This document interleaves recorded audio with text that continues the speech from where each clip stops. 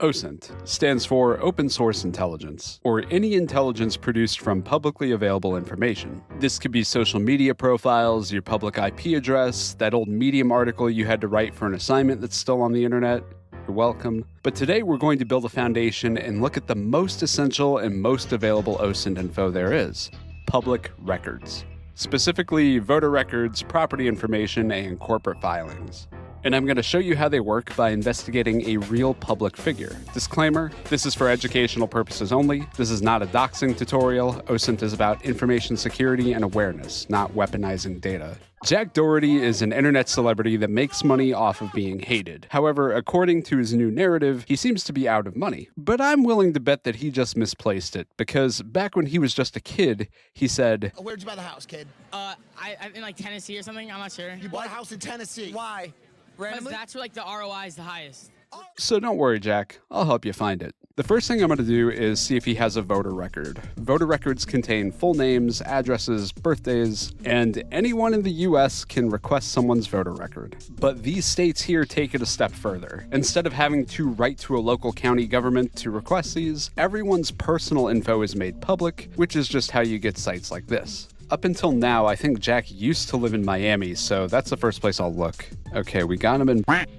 Is that him? Yeah, the age definitely matches up. Did he own this place or just rent it? So now I'll look at the property records that are also completely public and legal to view. God bless America. All right, so it's this house number. I just need the partial address. There's a street. Oh, this is typical. Basically, if you have a rental property, to avoid having to pay insane taxes, people make LLCs with the name of the property and just put the property in the company's name. So this is why we need to look at business filings as well, but we'll look at that in a second. Yeah, this place is worth $2 million if it's his. We can actually see what they paid for it too. Dude, the owners paid $600K and then it appreciated to $2 million in 5 years. That's insane. All right, so here's the deed. That is unfortunately not Jack Doherty who signed for this, but we can come back to it later if we need to. It's crazy that all this stuff is just out here. Basic OSINT like this is exactly why people set up shell companies, because even before the internet, these types of documents were made intentionally easy to track. All right, so let's look at the corporate filings for this company and maybe get the name of one of the officers. Really? Registered Agents Inc. I can make a whole video about these guys, but basically if you don't want to put your real name on a shell company, you use these guys. Who is this though? Wait, there's a mailing address.